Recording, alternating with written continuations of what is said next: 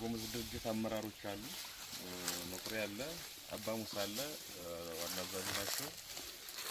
ወንድም ጥበቡ አለ፣ የህዝብ ግንኙነት ኃላፊ ነው። እና የሱፍ ወታደራዊ አመራሮች አሉ።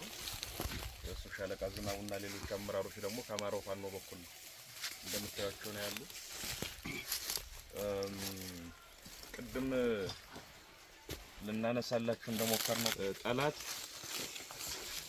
ሁለት ነገር ነው ሲሰራ የኖረው በዋናነት ማለት ይቻላል። አማራ ላይ ያልተሰራ ሌሎች ህዝቦችም ላይ ያልተሰራ ነገር አለ ብለን ባናምንም አማራን አንድ እርስ በርስ መነጣጠል በአውራጃ በወንዝ የመጀመሪያ ታክቲኩ ነው። ቀጥሎ ደግሞ ከሌሎች ኢትዮጵያውያን መነጠል የጠላት ሌላኛው ስልቱ ነው።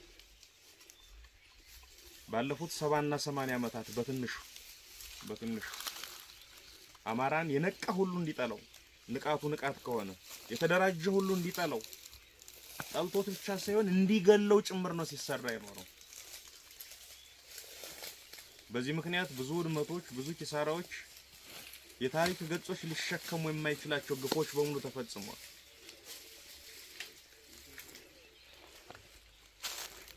የአማራ ገሩ የአማራ ክልል የሚባለው ሰፍሮ የሰጡት በረቱ ብቻ አይደለም። የአማራ ገሩ መላው ኢትዮጵያ ነው። በመላው ኢትዮጵያ ተበትኖ የሚኖር ህዝብ ነው።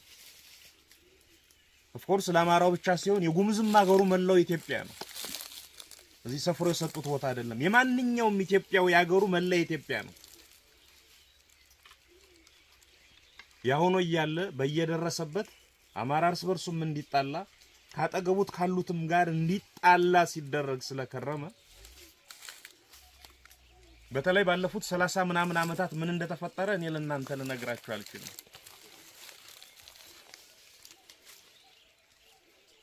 ብዙ ጉሙዝ ሞቷል፣ ብዙ አማራ ሞቷል፣ ብዙ ግፍ ተፈጽሟል፣ ብዙ ነገር ሆኗል። በነባር ማህበረሰባዊ እሴት መሰረት በሽምግልና ችግሮች ሊፈቱ እንኳን የተሞከሩ ቀን በማግስቱ ሌላ የጥልና የጸብ ዱላ እንዲያቀበሉ ጠላቶቻችን እርስ በርስ ሲያጋድሉን ነው የኖሩት። በዚህ ዘመን ደግሞ እሱ አይሰራም።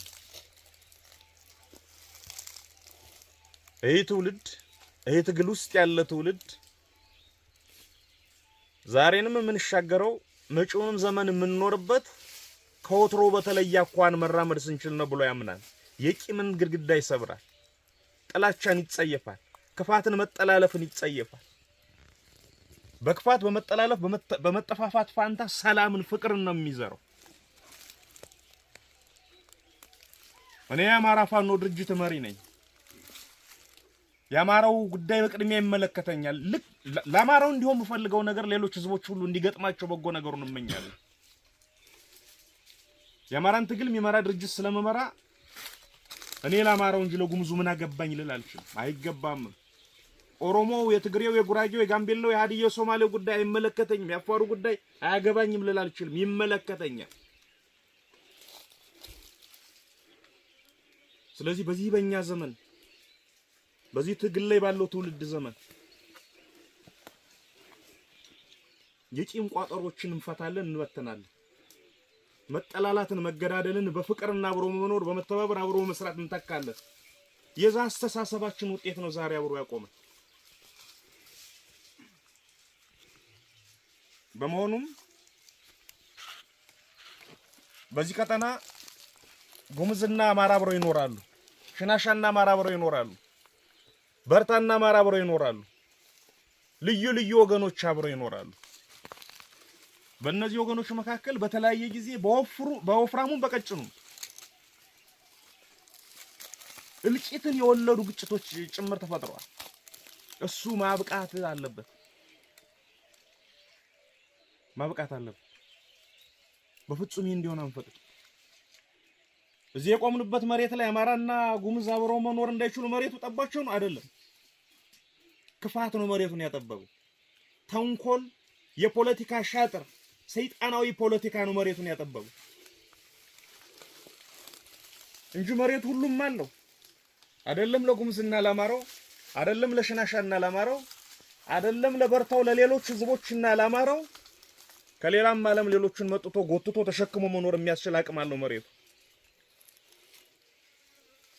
ድዊ የፖለቲካ አስተሳሰብ ነው መሬቱን የሚያጠብብ። አብረን እንዳንኖር የሚከለክለን በፍቅር እንዳይመሽ እንዳይነጋልን ሲከለክለን ይኖር። ስለዚህ ይህ የሰላም የፍቅር መንፈስ መሬት ላይ እንዳይዘራና እንዳይበቅል የሚከላከል ወስዳል። ምንም ነገር በቀን ይፈጠር ለሚመለከተው ሪፖርት እያደረጋችሁ ይሄን ነገር አስተካክለን መስመር ያስያዝን ነው የምንሄድ የሚሆን። ግልጽ ነኝ አይደለ? አንድ ወር ከምናምን በዚሁ ከበላያ ጀምሮ ባለው ቀጠና ስንንቀሳቀስ ቆይተናል። ብዙ የተሰበሩ መንፈሶችን አይተናል። ብዙ መጥፎ አሻራዎችን አይተናል። እሱ በከፊል ሳይሆን ሙሉ በሙሉ መቀየር አለበት። አማራ በየቦታው ሙቷል፣ በየቦታው ወድቆ ቀርቷል። የጉምዝ ሰፈሮች በየሰፈሩ ተቃጥለዋል።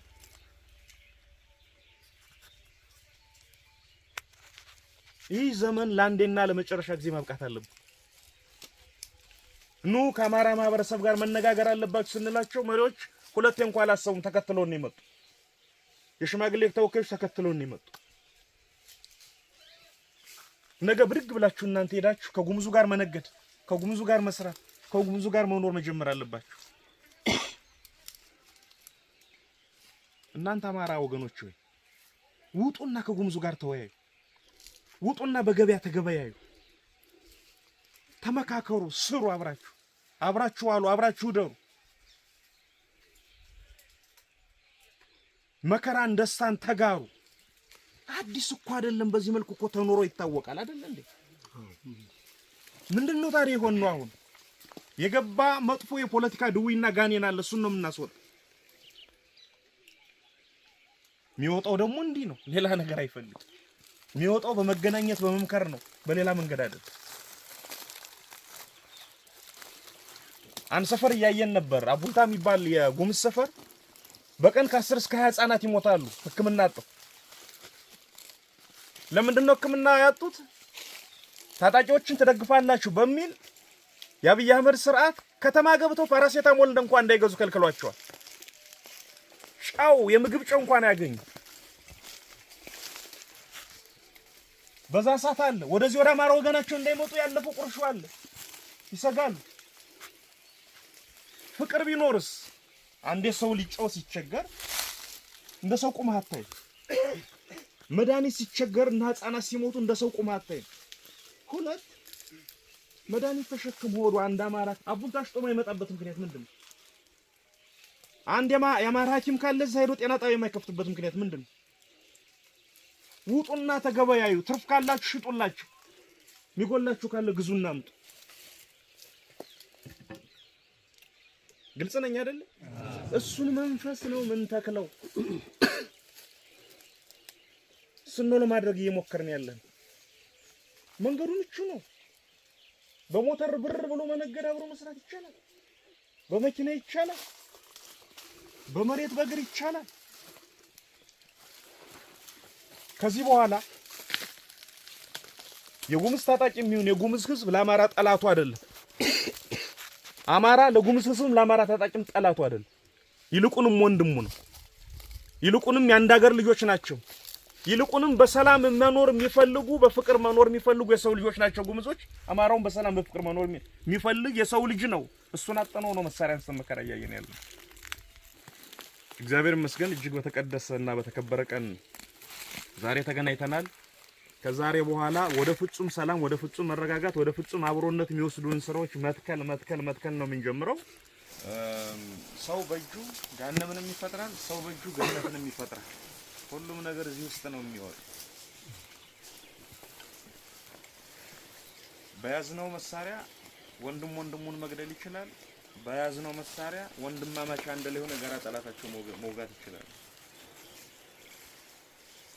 እና ከቅልቦና የሚወጡ ራእዮች በባህሪያቸው ከግብ ይደርሱ ዘንድ የሚከታተላቸው የራሱ እግዚአብሔር ፈጣሪ ያለ ይመስለኛል። እንደዛ ነው የማምነው። በበጎ ምኞት ዛሬም ፈጥረናል። ይሄ እንዲሆን በበጎ ልብ መከተል ያስፈልጋል። ሁላችንም ያን በጎ ልብ መድኃኒዓለም እንዲሰጠን እንለምናለን። ደስ የሚል ቀን ነበር። እግዚአብሔር የተመሰገነ ይሁን። ጨርሰናል።